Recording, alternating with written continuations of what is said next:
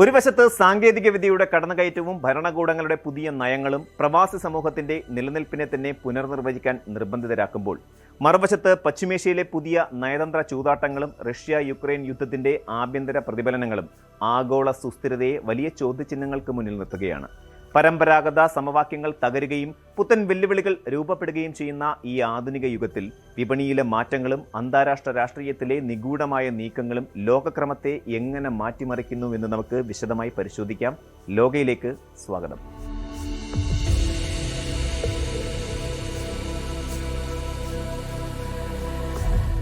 4 പതിറ്റാണ്ടിലേറെയായി മലയാളി പ്രവാസത്തിന്റെ ഏറ്റവും സുരക്ഷിതവും സമൃദ്ധവുമായ അഭയ കേന്ദ്രങ്ങളിലൊന്നാണ് യുണൈറ്റഡ് അറബ് എമിറേറ്റ്സ് അഥവാ UAE.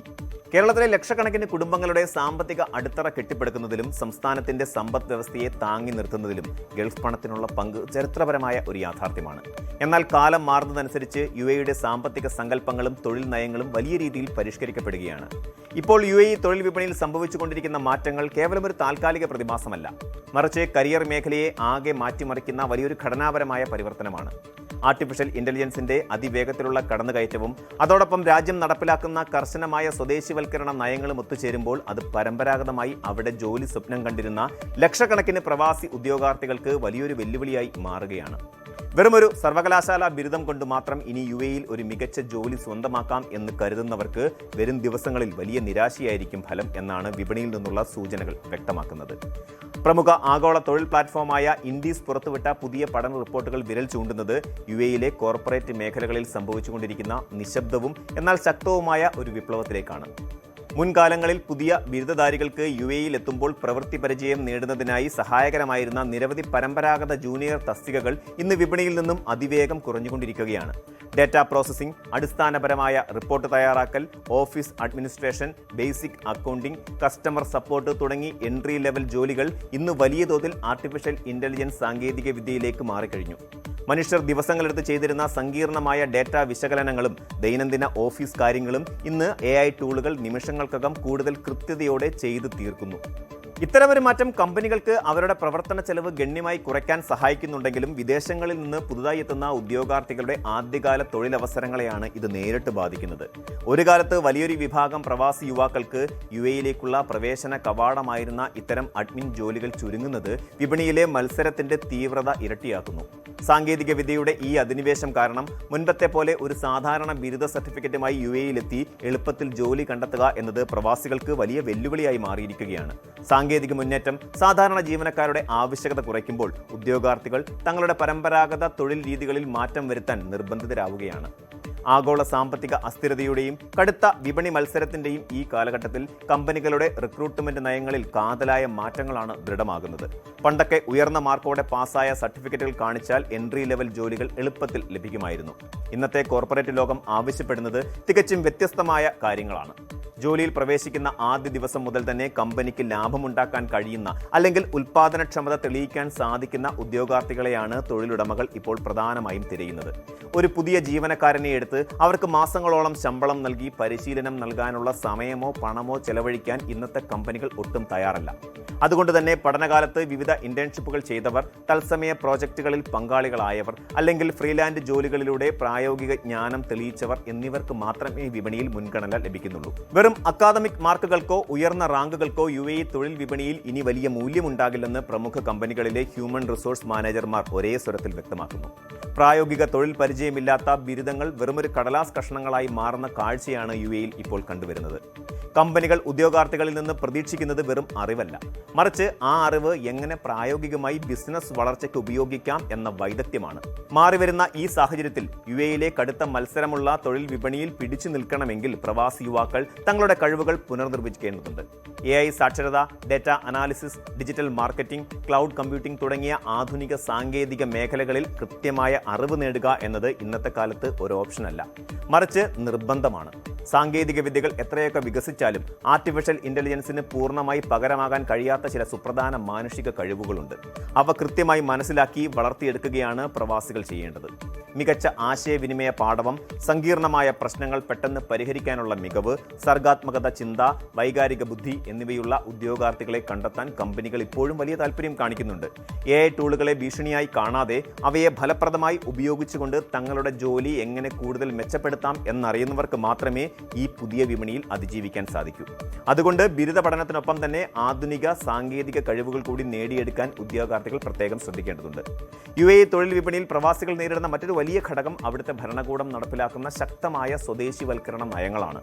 മാനവ വിഭവശേഷി സ്വദേശിവൽക്കരണ മന്ത്രാലയത്തിന്റെ നിർദ്ദേശപ്രകാരം 50-ൽ കൂടുതൽ ജീവനക്കാരുള്ള സ്വകാര്യ കമ്പനികൾ ഈ വർഷത്തെ തങ്ങളുടെ ആദ്യ പകുതിയിലെ സ്വദേശിവൽക്കരണ ലക്ഷ്യങ്ങൾ ജൂൺ 30-നകം പൂർത്തിയാക്കേണ്ടതുണ്ട്. വൈദഗ്ധ്യമുള്ള തസ്തികകളിൽ സ്വദേശികളായ UAE പൗരന്മാരുടെ എണ്ണത്തിൽ 1% വർധനവ് വരുത്തണമെന്ന് നിലവിലെ നിയമം അനുശാസിക്കുന്നുണ്ട്. വർഷത്തിൽ മൊത്തം 2% വർധനമാണ് രാജ്യം ലക്ഷ്യമിടുന്നത്. ഇത് ഈ വർഷത്തിന്റെ അവസാനത്തോടെ ആകെ 10%-ൽ എത്തിക്കുക എന്നതാണ് UAEയുടെ പ്രഖ്യാപിത ലക്ഷ്യം. UAEയിലെ തൊഴിൽ നിയമങ്ങളും സാങ്കേതിക വിദ്യകളും മാറുന്നത് കാണുമ്പോൾ ഇതൊരു വലിയ തിരിച്ചടിയായി പലരും ഭീതിയോടെയാണ് വിലയിരുത്തുന്നത്. എന്നാൽ യാഥാർത്ഥ്യത്തെ ആഴത്തിൽ പരിശോധിച്ചാൽ ഇതൊരു പൂർണ്ണമായ തകർച്ചയല്ല എന്ന് മനസ്സിലാക്കാം. ഇതൊരു തിരിച്ചടിയേക്കാൾ ഉപരി വിപണി ആവശ്യപ്പെടുന്ന മാറ്റത്തിനനുസരിച്ച് സ്വയം മാറാനുള്ള ഒരു ശക്തമായ മുന്നറിയിപ്പാണ്. UAE സമ്പദ് വ്യവസ്ഥ ഇന്ന് വലിയ രീതിയിൽ വളർന്നുകൊണ്ടിരിക്കുകയാണ്. റിയൽ എസ്റ്റേറ്റ്, വിനോദസഞ്ചാരം, ഫിൻടെക്, പുനരുപയോഗ ഊർജ്ജം, ഹെൽത്ത് കെയർ തുടങ്ങിയ മേഖലകളിൽ വലിയ ആഗോള നിക്ഷേപങ്ങളാണ് രാജ്യം ആകർഷിക്കുന്നത്. ഇതിനർത്ഥം ഇവിടെ മികച്ച യോഗ്യതയും ഉയർന്ന വൈദഗ്ധ്യവുമുള്ള പ്രൊഫഷണലുകൾക്ക് ഇപ്പോഴും വലിയ അവസരങ്ങൾ നിലനിൽക്കുന്നുണ്ട് എന്ന് തന്നെയാണ്. വിപണിയിൽ നിന്നും കുറയുന്നത് കുറഞ്ഞ വേതനമുള്ള, സാങ്കേതിക തികവില്ലാത്ത, ക്ലറിക്കൽ സ്വഭാവമുള്ള ജോലികളാണ്. എന്നാൽ സാങ്കേതിക വൈദഗ്ധ്യമുള്ള, തന്ത്രപരമായ തീരുമാനങ്ങൾ എടുക്കാൻ കെൽപ്പുള്ള, ഉയർന്ന തലത്തിലുള്ള തസ്തികകളിൽ ഇപ്പോഴും വിദേശ പ്രതിഭകളെ UAEക്ക് ആവശ്യമുണ്ട്.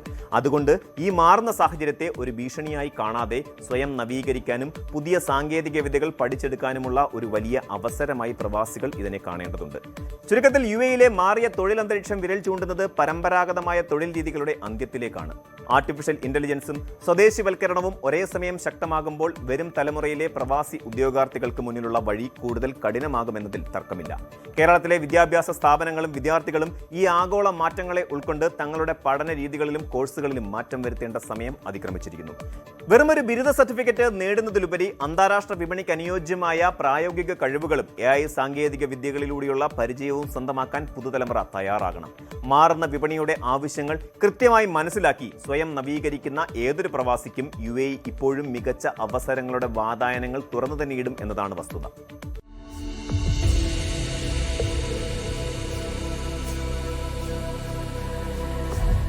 പശ്ചിമേഷ്യയിൽ ദശാബ്ദങ്ങളായി നിലനിൽക്കുന്ന അസ്ഥിരതകൾക്കും യുദ്ധങ്ങൾക്കും വിരാമം വിട്ടുകൊണ്ട് അമേരിക്കയും ഇറാനും തമ്മിൽ ഒരു പുതിയ നയതന്ത്ര പാത തുറക്കുമ്പോൾ ലോകം വലിയൊരു മാറ്റത്തിനാണ് സാക്ഷ്യം വഹിക്കുന്നത്. ഡൊണാൾഡ് ട്രംപ് ഭരണകൂടവും ഇറാനും തമ്മിൽ ഒപ്പുവെച്ച പുതിയ താൽക്കാലിക ധാരണാപത്രം പശ്ചിമേഷ്യയിൽ ദീർഘകാല സമാധാനം കൊണ്ടുവരുമെന്ന് പ്രതീക്ഷിക്കുമ്പോഴും അതിലെ ചില കടുത്ത വ്യവസ്ഥകൾ വലിയ രാഷ്ട്രീയ തർക്കങ്ങൾക്കും ആശങ്കകൾക്കും വഴിതുറന്നിരിക്കുകയാണ്. പ്രത്യേകിച്ച് ഇറാന്റെ പുനർനിർമ്മാണത്തിനായി പ്രഖ്യാപിക്കപ്പെട്ട $300 ബില്യൺ സാമ്പത്തിക പാക്കേജ് ആരാണ് നൽകുന്നത് എന്ന ചോദ്യം ഇപ്പോൾ ഗൾഫ് രാജ്യങ്ങളിലെ ഭരണാധികാരികളുടെയും അന്താരാഷ്ട്ര നിരീക്ഷകരുടെയും പ്രധാന ചർച്ചാ വിഷയമാണ്. കഴിഞ്ഞ കുറച്ച് മാസങ്ങളായി നീണ്ടുനിന്ന കടുത്ത യുദ്ധത്തിൽ തകർന്നടിഞ്ഞ ഇറാന്റെ അടിസ്ഥാന സൗകര്യങ്ങളെ പുനരുജ്ജീവിപ്പിക്കാൻ ഇത്രയും വലിയ തുക നൽകുന്നത് അവരുടെ സൈനിക ശക്തിയെ വീണ്ടും വർദ്ധിപ്പിക്കാൻ സഹായിക്കുമോ എന്നാണ് വാഷിംഗ്ടണിന്റെ ഏറ്റവും അടുത്ത അറബ് സഖ്യകക്ഷികൾ ഭയപ്പെടുന്നത്. ഈ പശ്ചാത്തലത്തിലാണ് അമേരിക്കൻ വിദേശകാര്യ secretary Marco Rubio United Arab Emirates, Kuwait, Bahrain തുടങ്ങിയ ഗൾഫ് രാജ്യങ്ങളിലേക്ക് അതിനിർണായകമായ 3 ദിവസത്തെ സന്ദർശനത്തിനായി പുറപ്പെട്ടിരിക്കുന്നത്.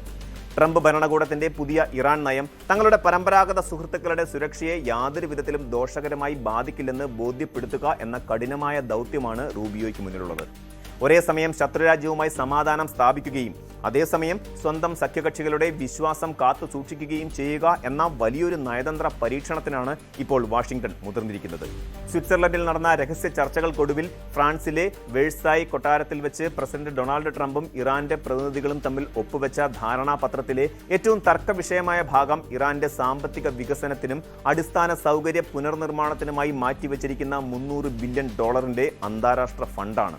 കഴിഞ്ഞ 4 മാസമായി തുടരുന്ന കടുത്ത യുദ്ധത്തിൽ ഇറാന് വലിയ നാശനഷ്ടങ്ങൾ സംഭവിച്ചിട്ടുണ്ടെന്നും അതിന്റെ പശ്ചാത്തലത്തിൽ ഇത്തരമൊരു പാക്കേജ് അനിവാര്യമാണെന്നുമാണ് ഇറാന്റെ നിലപാട്. മുൻപ് തന്റെ 1ാം ഭരണകാലത്ത് ഇറാനെതിരെ പരമാവധി സമ്മർദ്ദം ചെലുത്തുന്ന നയം സ്വീകരിച്ച ട്രംപ് തന്റെ 2ാം ഭരണകാലത്ത് ഇത്തരമൊരു അനുരഞ്ജന കരാറിലേക്ക് എത്തിയത് പലരെയും അത്ഭുതപ്പെടുത്തിയിട്ടുണ്ട്. എന്നാൽ ഈ ധാരണാപത്രത്തിന്റെ വിശദാംശങ്ങൾ പുറത്തു വന്നതോടെ അമേരിക്കൻ ആഭ്യന്തര രാഷ്ട്രീയത്തിൽ വലിയൊരു പ്രതിസന്ധി രൂപപ്പെട്ടിരിക്കുകയാണ്. ഡെമോക്രാറ്റിക് പാർട്ടിയുടെ പ്രമുഖ നേതാക്കളും സെനറ്റർമാരും ട്രംപ് ഭരണകൂടത്തിനെതിരെ കടുത്ത ആരോപണങ്ങളുമായി രംഗത്തെത്തി.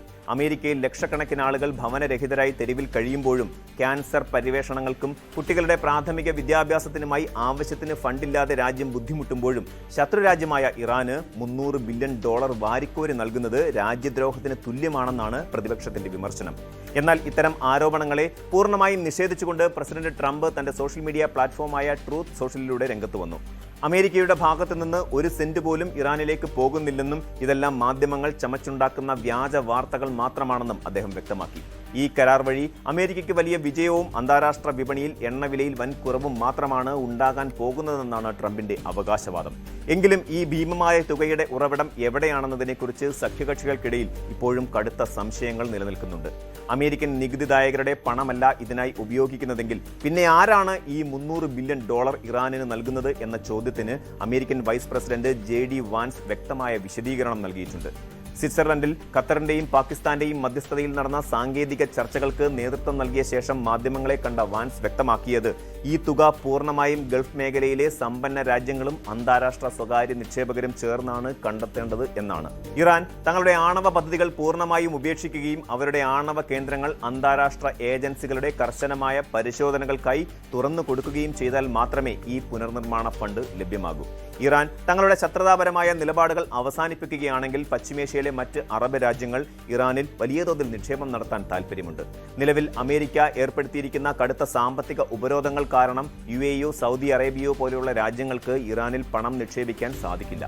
പുതിയ കരാർ യാഥാർത്ഥ്യമാകുന്നതോടെ ഇറാന്റെ വിപണി അന്താരാഷ്ട്ര നിക്ഷേപകർക്കായി തുറക്കപ്പെടും. ഉദാഹരണത്തിന് UAEക്ക് ഇറാനിൽ ഒരു വലിയ ഊർജ്ജ പദ്ധതി അല്ലെങ്കിൽ പവർ പ്ലാന്റ് നിർമ്മിക്കാൻ താൽപ്പര്യമുണ്ടെങ്കിൽ അതിനായി അവർ നടത്തുന്ന നിക്ഷേപങ്ങൾ ഈ $300 ബില്യൺ പാക്കേജിന്റെ ഭാഗമായി കണക്കാക്കും.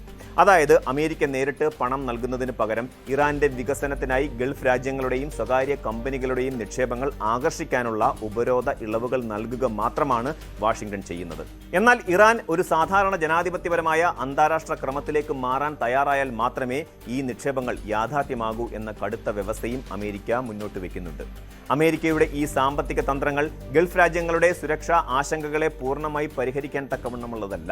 UAE, Saudi Arabia, Kuwait, Bahrain, Qatar തുടങ്ങിയ GCC രാജ്യങ്ങൾ അമേരിക്കയുടെ മിഡിൽ ഈസ്റ്റിലെ സുരക്ഷാ സംവിധാനത്തിന്റെ ഏറ്റവും പ്രധാനപ്പെട്ട പങ്കാളികളാണ്. ഈ രാജ്യങ്ങളെല്ലാം തന്നെ വലിയ അമേരിക്കൻ സൈനിക താവളങ്ങൾ സ്ഥിതി ചെയ്യുന്നുണ്ട്. കഴിഞ്ഞ 4 മാസമായി നടന്ന യുദ്ധത്തിനിടയിൽ ഇറാന്റെ മിസൈലുകളും ഡ്രോണുകളും തങ്ങളുടെ വ്യോമപരിധി ലംഘിച്ചതും സിവിലിയൻ അടിസ്ഥാന സൗകര്യങ്ങൾക്ക് നേരെ ആക്രമണം നടത്തിയതും ഈ രാജ്യങ്ങൾ മറന്നിട്ടില്ല. തങ്ങളെ നിരന്തരം ഭീഷണിപ്പെടുത്തുന്ന ഒരു ഷിയ ഭൂരിപക്ഷ രാജ്യത്തിന് പെട്ടെന്ന് ഇത്രയും വലിയ സാമ്പത്തിക ഇളവുകൾ നൽകുന്നത് തങ്ങളുടെ നിലനിൽപ്പിന് ഭീഷണിയാകുമെന്ന് സുന്നി ഭരണാധികാരികൾ കരുതപ്പെടുന്നു. പുതിയ ധാരണാപത്രത്തിൽ ഇറാന്റെ അപകടകരമായ ബാലിസ്റ്റിക് മിസൈൽ പ്രോഗ്രാമിനെ കുറിച്ച് യാതൊരുവിധ നിയന്ത്രണങ്ങളും ഏർപ്പെടുത്തിയിട്ടില്ല എന്നത് ഇവരുടെ ഭയം വർദ്ധിപ്പിക്കുന്നു. അന്താരാഷ്ട്ര നിക്ഷേപങ്ങളിലൂടെയും ഉപരോധ ഇളവുകളിലൂടെയും ഇറാന്റെ സമ്പദ് വ്യവസ്ഥ ശക്തമാകുമ്പോൾ ആ പണം അവർ തങ്ങളുടെ സൈനിക ശേഷി വർദ്ധിപ്പിക്കാനും മേഖലയിലെ ഹൂതികൾ, ഹിസ്ബുള്ള തുടങ്ങിയ പ്രോക്സി ഗ്രൂപ്പുകളെ കൂടുതൽ ശക്തിപ്പെടുത്താനും ഉപയോഗിക്കുമെന്നാണ് ഗൾഫ് രാജ്യങ്ങളുടെ പ്രധാന വിലയിരുത്തൽ. ഈ ഒരു പശ്ചാത്തലത്തിലാണ് വിദേശകാര്യ സെക്രട്ടറി മാർക്കോ റൂബിയോ ഗൾഫ് നാടുകളിലേക്ക് യാത്ര തിരിച്ചിരിക്കുന്നത്. തങ്ങളുടെ പുതിയ നയതന്ത്ര നീക്കങ്ങൾ ഗൾഫ് രാജ്യങ്ങളുടെ സുരക്ഷയെ ബലികഴിപ്പിച്ചുകൊണ്ടാവില്ല എന്ന് അവരെ ബോധ്യപ്പെടുത്തേണ്ട വലിയൊരു ഉത്തരവാദിത്തം റൂബിയോയ്ക്കുണ്ട്. ബഹ്റൈനിൽ വെച്ച് നടക്കുന്ന ഗൾഫ് കോഓപ്പറേഷൻ കൗൺസിൽ യോഗത്തിൽ അദ്ദേഹം ഈ ആശങ്കകൾക്ക് വ്യക്തമായ മറുപടി നൽകേണ്ടി വരും. അമേരിക്കയും ഇറാനും തമ്മിലുള്ള പുതിയ ചർച്ചകളും അതിനെ ചൊല്ലി ഉയർന്നിരിക്കുന്ന $300 ബില്യൺ തർക്കങ്ങളും പശ്ചിമേഷ്യൻ രാഷ്ട്രീയത്തെ ഒരു നിർണായക സന്ധിയിലാണ് എത്തിച്ചിരിക്കുന്നത്. ദശാബ്ദങ്ങളായി തുടരുന്ന ശത്രുത അവസാനിപ്പിക്കാൻ നയതന്ത്ര ചർച്ചകൾ അനിവാര്യമാണെങ്കിലും അത് തങ്ങളുടെ വിശ്വസ്തരായ ഗൾഫ് സഖ്യകക്ഷികളുടെ സുരക്ഷയെ അപകടത്തിലാക്കിക്കൊണ്ടാകരുത് എന്ന വലിയൊരു സന്ദേശമാണ് മാർക്കോ റൂബിയോയുടെ ഈ സന്ദർശനം നൽകുന്നത്. ഇറാന്റെ ആണവവൽക്കരണം തടയുന്നതിനൊപ്പം തന്നെ അവരുടെ ബാലിസ്റ്റിക് മിസൈൽ പദ്ധതികളെയും നിയന്ത്രിക്കാൻ അന്താരാഷ്ട്ര സമൂഹത്തിന് സാധിക്കേണ്ടതുണ്ട്. $300 ബില്യൺ പുനർനിർമ്മാണ പദ്ധതി കേവലം ഒരു സാമ്പത്തിക ഇടപാടല്ല, മറിച്ച് പശ്ചിമേഷ്യയിൽ ഒരു പുതിയ ശക്തി സമവാക്യം രൂപീകരിക്കാനുള്ള ട്രംപ് ഭരണകൂടത്തിന്റെ വലിയൊരു ചൂതാട്ടമാണ്. വരും ദിവസങ്ങളിൽ മാർക്കോ റൂബിയോ ഗൾഫ് നേതാക്കളുമായി നടത്തുന്ന ചർച്ചകളും അടുത്ത 60 ദിവസത്തിനുള്ളിൽ രൂപപ്പെടുന്ന അന്തിമ കരാറുമായിരിക്കും ഈ മേഖലയുടെ ഭാവി നിർണ്ണയിക്കുക. ഈ സമാധാന ശ്രമങ്ങൾ പശ്ചിമേഷ്യയിൽ ഒരു പുതിയ സുരക്ഷിത യുഗത്തിന് തുടക്കമിടുമോ അതോ കൂടുതൽ സങ്കീർണമായ മറ്റൊരു പ്രാദേശിക പ്രതിസന്ധിക്ക് കാരണമാകുമോ എന്ന് ലോകം ഉറ്റുനോക്കുകയാണ്.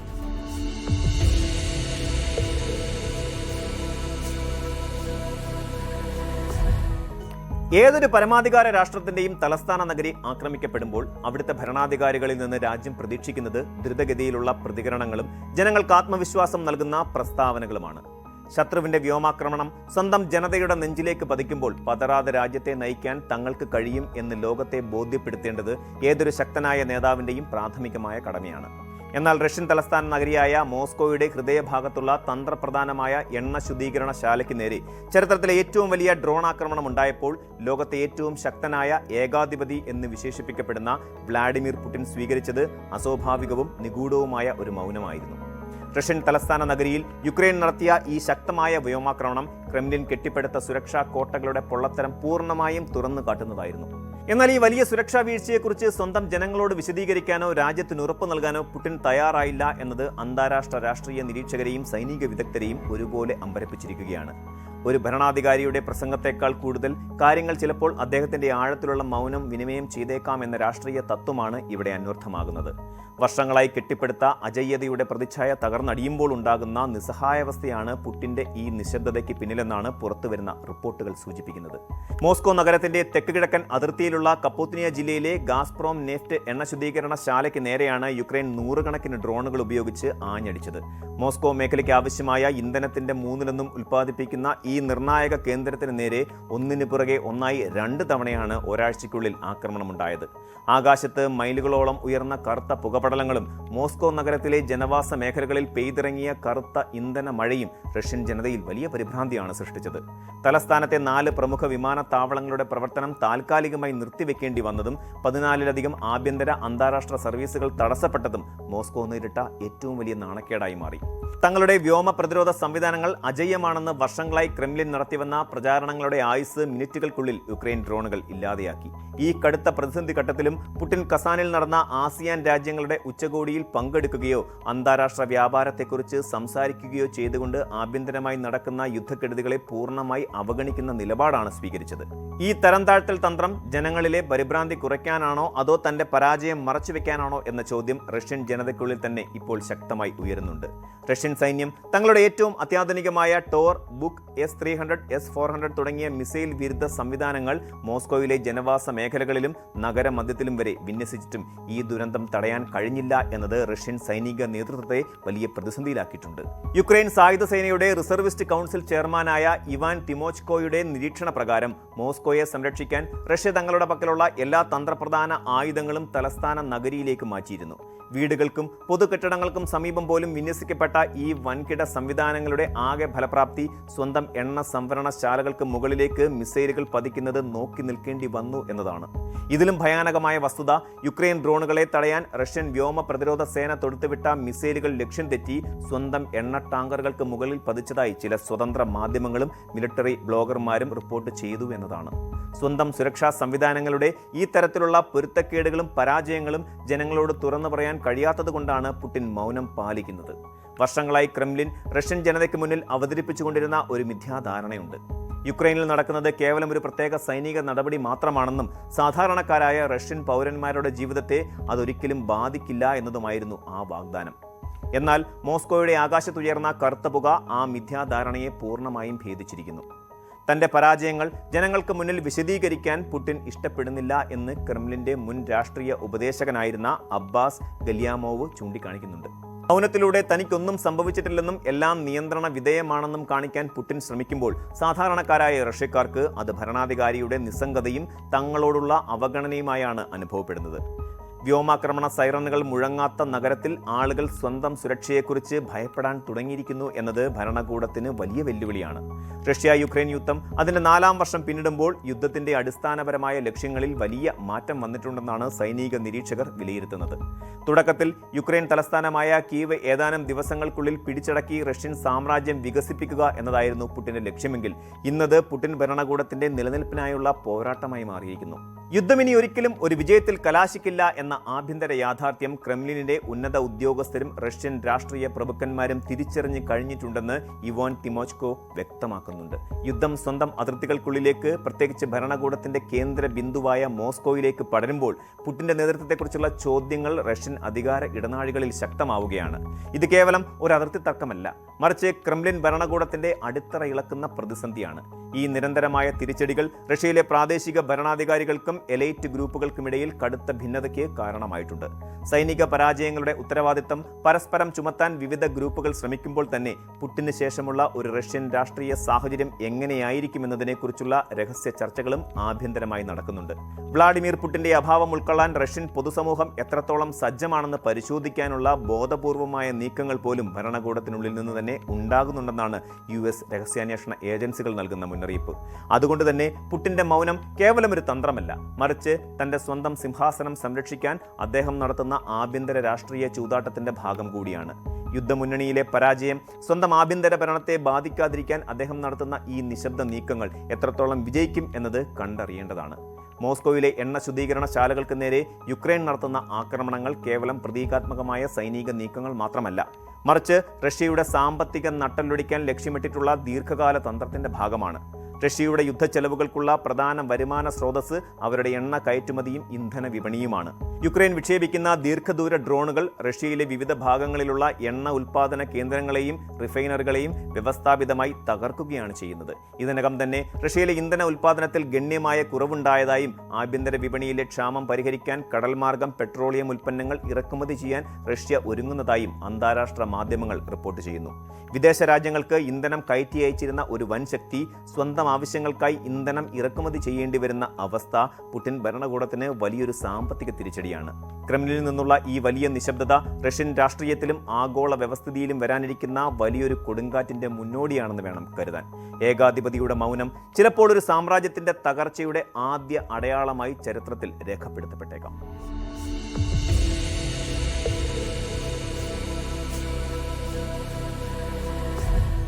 UAE തൊഴിൽ വിപണിയിലെ മാറ്റങ്ങൾ മുതൽ പശ്ചിമേഷ്യൻ നയതന്ത്രവും റഷ്യയിലെ ആഭ്യന്തര പ്രതിസന്ധിയും വരെയുള്ള സംഭവ വികാസങ്ങൾ വിരൽ ചൂണ്ടുന്നത് പരമ്പരാഗതമായ ശൈലികളുടെയും മിഥ്യാധാരണകളുടെയും അന്ത്യത്തിലേക്കാണ്. മാറ്റങ്ങളെ ഭീഷണിയായി കാണാതെ സ്വയം നവീകരിക്കാൻ തയ്യാറാകുന്ന പ്രവാസികൾക്ക് മാത്രമേ ഇനി ഗൾഫ് മണ്ണിൽ അതിജീവനം സാധ്യമാകൂ എന്ന യാഥാർത്ഥ്യം നിലനിൽക്കുമ്പോൾ തന്നെ വൻ ശക്തികളുടെ രാഷ്ട്രീയ നീക്കങ്ങളും ഭരണാധികാരികളുടെ നിഗൂഢമായ മൗനവും ലോകത്തെ ഒരു പുതിയ കൊടുങ്കാറ്റിന് മുന്നിലാണ് എത്തിച്ചിരിക്കുന്നത്. ഈ ആഗോള പരിവർത്തനങ്ങളുടെയും ശക്തി സമവാക്യങ്ങളുടെയും ആകത്തുക വരും ദിവസങ്ങളിലെ അന്താരാഷ്ട്ര സമൂഹത്തിന്റെ ഭാവി എങ്ങനെ നിർണ്ണയിക്കുമെന്നത് നമുക്ക് കാത്തിരുന്ന് കാണേണ്ടതാണ്. നന്ദി, നമസ്കാരം.